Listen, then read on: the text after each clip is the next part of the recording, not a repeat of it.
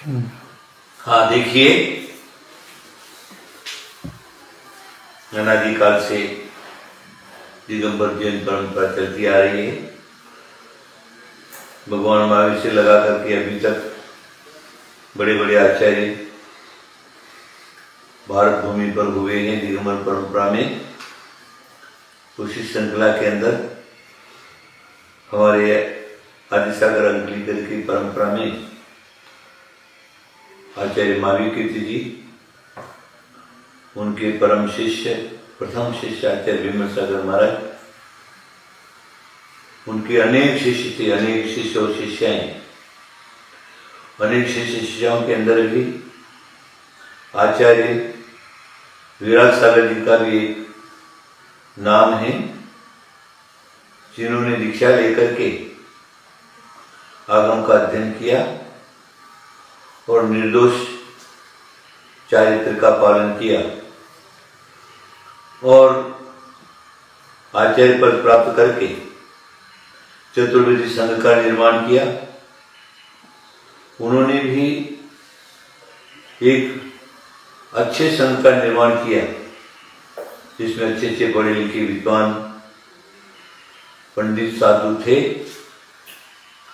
और एक समय बड़े संघों में उनका भी नाम था कि दिगंबर परंपरा में आचार्य विराट सागर जी एक बहुत बड़े संघाधिपति हैं और अनेक आचार्य मुनि आर्यिका क्षुल्लक क्षुल्लिका विद्यमान हैं।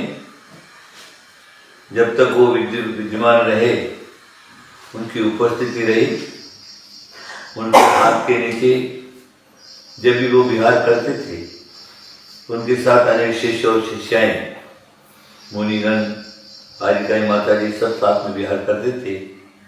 एक सुंदर दृश्य लगता था और उन्होंने दिगंबर परंपरा का एक अच्छा परम प्रचार प्रसार किया और इस परंपरा को आगे बढ़ाने के लिए अच्छा प्रयत्न किया। हमारी आदिसागर अंकलिकर की परंपरा में विराट सागर का भी एक विशेष नाम है। 2005 में जब कुंतुगिरी क्षेत्र पर पंचकल्याण प्रतिष्ठा थी, तब पूरे संघ सहित आप यहाँ पर पधारे और एक उस समय साधु संघों की विशेष ही एक छटा थी। क्षेत्र पर अनेक आचार्य उपाध्याय मुनि विराजमान थे। उनकी देखरेख में 2005 का पंचकल्याण प्रतिष्ठा हुआ। उसके बाद दक्षिण की यात्रा गए करके फिर वापस भारत भूमि सब जगह विहार करके महाराष्ट्र की तरफ बढ़े।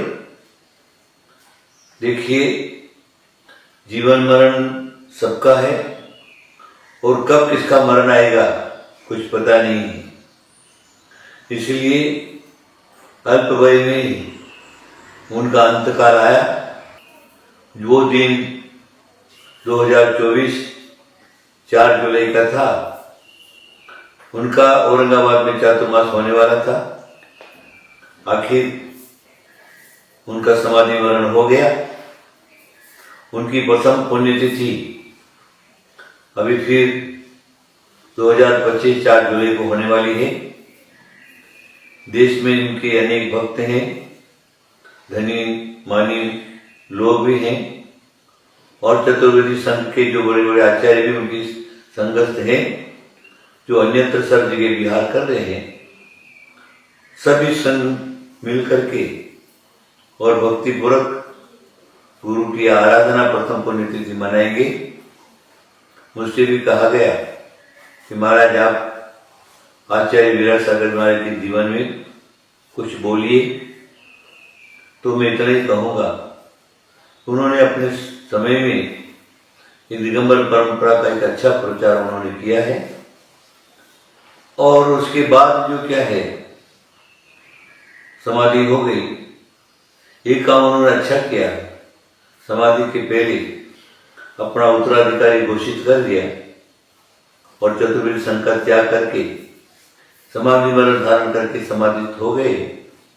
इस साधु का एक कर्तव्य अंतिम समय अपने सिर का भार उतार करके और आत्म ध्यान रुद्र ध्यान से रहित धर्म ध्यान पूर्वक इस संसार में प्राप्त होने वाला कर्मानुयोग शरीर उस शरीर का त्याग कर देना।